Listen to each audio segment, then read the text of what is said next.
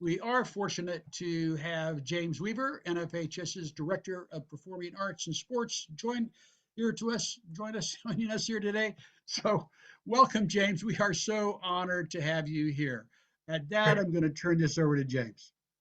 Great. Thank you, Jim. And welcome, everybody. Like I said, like Jim said, Krista sends her regrets. Unfortunately, there is some travel issues that occurred today that prevented her from being on the Zoom.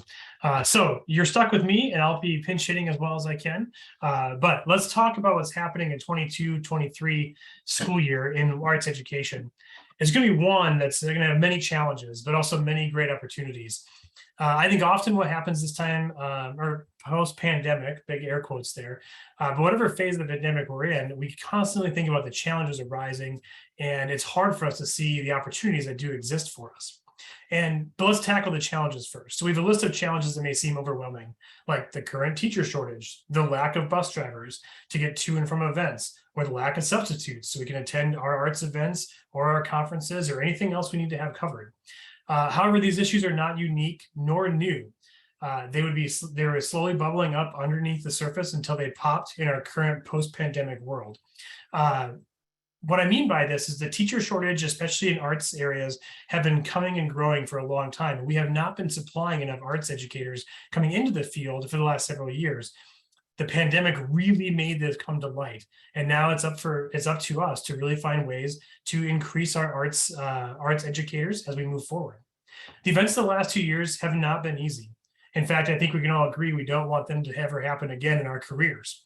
As one of the co-chairs of the International Performing Arts Aerosol Study, I can tell you that was one of the most difficult periods in my life, but also one of the most rewarding. I will say I never want to do it again. And if you told me what was going to be happening, and I was going to be involved in that, I wouldn't have believed we could have actually pulled it off. But after 5 months of the aerosol study, all of a sudden we had 4.5 million students walk back into high school arts programs. That is a huge number, something we didn't think was going to happen for years after the pandemic start. Then more returned in the spring, and now we sit on the precipice of a full return to arts education. This is a testament to show that arts are needed, arts are vital, and arts are for all students who belong in the schools. So we want to make sure that these opportunities always exist for our students. And how do we make sure we do that? Throughout the work of the pandemic, we all experienced new connections with organizations and personal relationships that we never thought were going to exist. We created the ability to see that as a community, the arts are strong. People really missed concerts. They missed plays. They missed going to see art galleries. They missed seeing little kindergartners sing songs that they didn't think they could sing, all the way up to seeing grand recitals and amazing theatrical performances. This is not lost on any of us. We missed the community that these events fostered. Whether people knew it or not, they missed these events. My own children have returned to band, orchestra, general music, track, cross country, basketball, going to theater performances, and doing artwork that they're so excited to do because it's group artwork for my 4th grade daughter.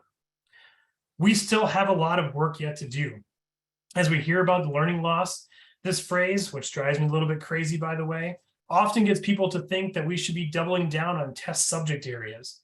However, arts classes are the area where students can see themselves succeeding, which keeps them coming to school.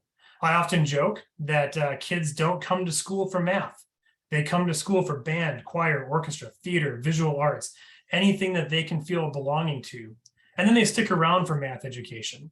So it's vital that we keep our students in our arts classes and knowing that they have a place that they can belong and grow and be fostered as future adults and members of our society. We all know we need more resources. The good thing is there's still plenty of money in the ESSER funds program. However, those funds need to be used before September 2024. In December of 2024, the funds get liquidated and returned back to the federal government. ESSER was part of the largest investment in the education in the last 50 years. If you do not have a plan to ask for these funds, or you did ask and were denied, I would encourage you to go to nearly any national organization that you belong to and look up their ESSER resources pages. All of them are full of great ideas on how to ask for funds, how to spend the funds, and there are 15 categories these dollars can be spent, and arts programs can touch 14 of those categories. So it's not too late to get those funds, and it's really important that we ask and go to the organizations you belong to see what they do and what resources they have. Finally, because I promised Jim I'd keep my remarks brief, because he has a jam-packed schedule that we want to make sure we dive deeply into, I want to say thank you to all of you. This is a hard period of time to be an educator, doubly so to be an arts educator, but we did it. We should all pat ourselves on the back, and when we see each other in person, give each other a high five, because darn it, this was not easy, but here we are on the other side of it, sort of, mostly. There is more work to be done, and I say this all the time. If you want something to be done, you ask an arts teacher to do it. Not only will it be done, it'll be done right, it'll be done on time, and be done in ways most people wouldn't have thought possible or even a way to think of. We are a creative lot, and together we are going to be preparing future generations for greatness ahead. My challenge to you is to learn a lot in today's town hall, learn a lot and take a lot out of the breakout sessions. And I want to thank Jim and all of the staff and team for putting this together, because these are the types of things that have become very successful after the pandemic. And these are the types of things that are going to make all of our lives so much better in the arts education world. Jim, thank you for having me here today. And I'm going to turn it back over to you with a couple minutes of spare time. Thank you so much, James, for sharing those inspiring words. I heard community. I heard go get the money. I heard that there is work to be done. And I heard thank you. And I want to echo that thank you to James for being here and for all of the heavy lifting he did during the pandemic to help us bring us back to the classroom during an extremely trying time in education. So at that, we are going to move into our long conversation. And this is so exciting. It will sound complicated. It's not really. It's a kind of a conversational relay that starts with one pair of guests in conversation and continues on to rotate the pairs in a timed fashion. The first person interviews the second, asking a series of questions, some predetermined, some spontaneous, and the first person exits. The second one becomes the interviewer, and the third person is interviewed, and the sequence repeats again. The goal is to create a kind of an intimate, real conversation. And for the audience, we don't have to feel like we are listening in on that conversation between those two individuals who are passionate and committed and smart and have things to say. So each dialogue lasts 5 minutes. A signal will come at the 1 minute mark that will prompt them to wrap up their conversation. And at 5 minutes, it will be time. So let's get started. Our conversationalists are M. Kutty, a 2000 graduate of St. Andrew's School, the Priory in Honolulu, Hawaii. Earl Franks, Executive Director of the National Association of Elementary School Principals, and Tooshar Swain, Director of Public Policy, Americans for the Arts. Welcome, M, Earl, and Tooshar. M, over to you to start your conversation with Earl now. All right. Hi, everyone. It's really great to be here. So, Earl, what do you think arts teachers need to do to build productive relationships with their school administrators? Thanks for having me, Em. It's great to see you. I think this sounds overly simplistic, but first, do a good job in the classroom. All principals want teachers to do great work, have great relationships with their students. Certainly, keeping the principal informed is very important. Being a team player for the entire school, knowing that your program is not the only program in the school. It's a part of the school. Also supporting all the programs in the school. Don't be, an arts only person. Support the athletic program, support the math team, support all facets of the school. And just know you can't have it all as an arts education teacher. It's part of the school curriculum. It's an important part of the school curriculum. But going back to my main point, do a great job in the classroom. Be an inclusive teacher, don't be exclusive. Take all the students, as many students as you can, to benefit them from being in a high quality arts education program. Thank you. So, what advice would you offer to busy administrators or teachers who have limited experience with arts education or education in other fields that provide creativity and other experiences for students, if that was the right way to put it? Well, always be open to learning. Never stop trying to learn. I think certainly being a member of your state arts organization, whether it's through music, whether it's through another art form, so you can network with colleagues, not only in your school district, in your county or region, but also statewide. So continue to try to learn to improve, because many times working with your colleagues, having conversations at state organization professional learning conferences, you connect with people and ask them, how do you do things in a certain situation? So professional learning is very important. I think also trying to have investment in your degrees. If you have a bachelor's degree, continue your education, try to get a master's degree, always try to learn, and then be a member of your national organization, whatever that relates to, whatever organization supports you, because they have great benefits, they have resources that will help you and ultimately help your students. So the better teacher you are, the better education your students are going to receive. 1 minute. Okay, really quick, but what do you think are the challenges that will be coming up this year for the 2022-23 school year? Well, obviously coming out of pandemic, getting back to in-person learning, I know the arts really struggled during those school districts and schools who were in virtual learning. Some of that will continue, and we certainly hope that the COVID issue will not come back like it has been, but really trying to get your students back in the program, get them back to a level, because if they haven't been performing, practicing last year, or certainly in the first few months of this school year, it's going to take some time to get those students back. But again, have a high quality program, do great work, connect with the students and get them back involved, connect with their parents, connect with your school administrators, your district office leaders, because that's important. Building relationships with your school community so they will support you and your program. Thank you so much. That's time.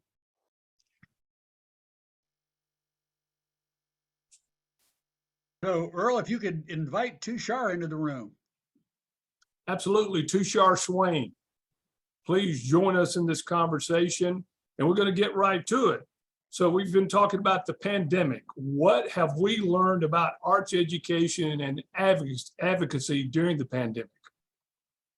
Thank you for that question, Earl, and hello, everybody. It's great to be here. I think that, I've been now in the arts education space for over 5 years now. I think the arts education community, I think myself included, we often come to advocacy from a negative perspective. And I think that's understandable, because a negative impact is what typically drives us to advocate. But there's a lot there's also a lot that's impacted us negatively, to us personally, to our families, to our communities, and of course, at times for arts education. But I think I want to try to put a spin on this, not a spin, but an absolute truth that, arts education has been powerful during the pandemic. And, it's not a coincidence that the first stories we heard of coping with lockdowns in March 2020 came from, places like Spain and Italy, where people were singing and playing their musical instruments in their high-rise balconies. And here in the United States, the numerous stories of arts educators who, are having daily sessions with their students virtually, providing parents a peace of mind as they were trying to enter their new world of virtual work. And then, of course, the, parents who are heroes who continued to work in person during that time when we didn't know anything about the spread of the disease. At least for that moment, they knew that their kids were okay.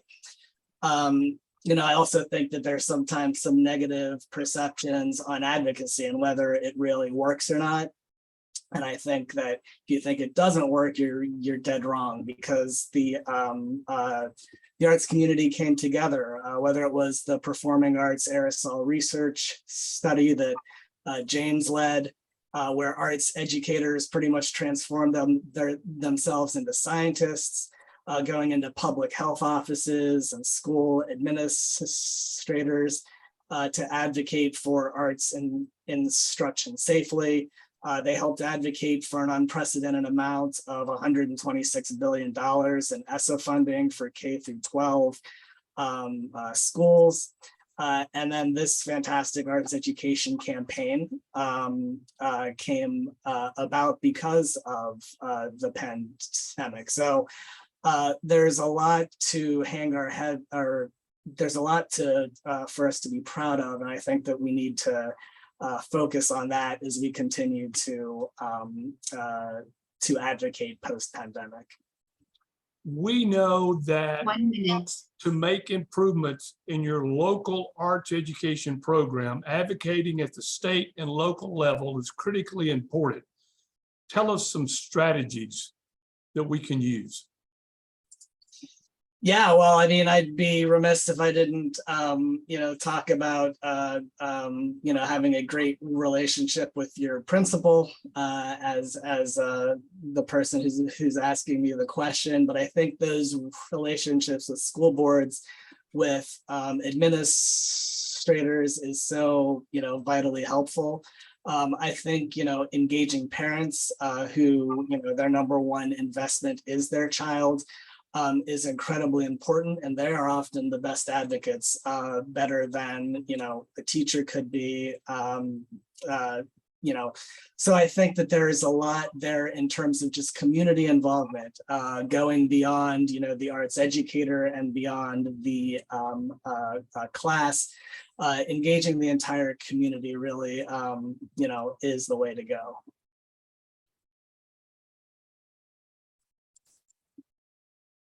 And I think we're going to run out of time before I ask another question here. Yeah, that's a wrap. Thank you.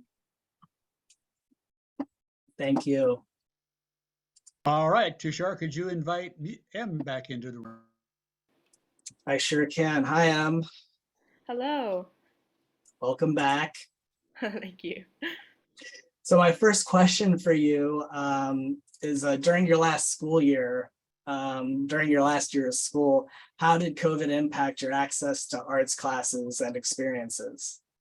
So I actually can't speak to this question in the way that everyone would want to hear, because admittedly, I was privileged enough to receive good arts education, and I didn't squander under the too severe COVID impacts, COVID regulations for a long time, like many other schools and students, because my state was had lower COVID infections. My school was very small, so we were able to resume in-person learning. But through this past year, I've learned that there is another layer to arts advocacy that I feel like isn't talked about enough. So the COVID lockdown was a huge mess, as we remember, but I feel like it was also this grand time of adjusting to circumstances, whether it was mid-COVID, post-COVID, whatever it was. So for me personally, since the lockdown, my performance anxiety and anxiety overall has really increased, and it's really been affecting my artistry. My main form of creating art is performing, whether it is through music, acting, whatever it is. But because of my increased anxiety, I'm not able to perform anymore. If I get on the stage, I have this very hard feeling of impending doom, or like I'm on the verge of fainting. So I've been really sad about it. I'm not gonna lie. Not being able to perform in the way that I used to is very hard on me, because that was the biggest part that I identified myself with. But it was either the choice of, just wallowing in my sadness or doing something about it. So I did something about it. But I also had I had the thought in my mind that I knew that I wanted to continue my artistry in that field of performance. So I figured out ways, and I explored more areas in my fields.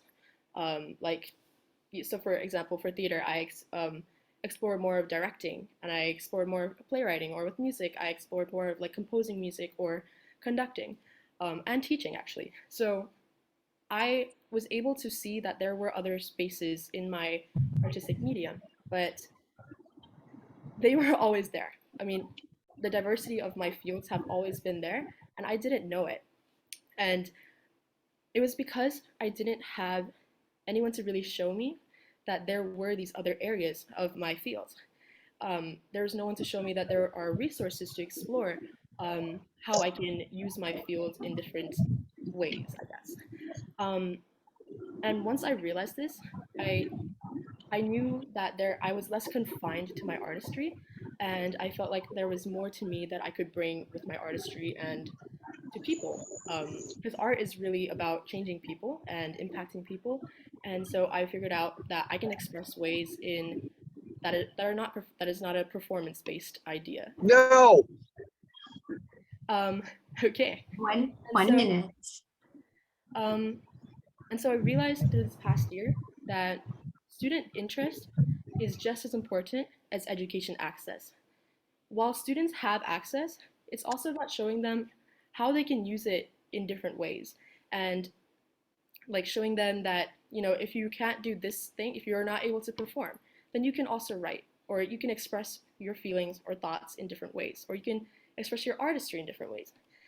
And, you know, it was really important to me that student interest equaled student interest equaled education access, because in my school we are privileged enough to have access to arts education, but if we continue to advocate for access to arts education while we're still allowing student disinterest, we'll keep on going the cycle of never-ending arts decrease, if that's the right way to put it. I'm so sorry.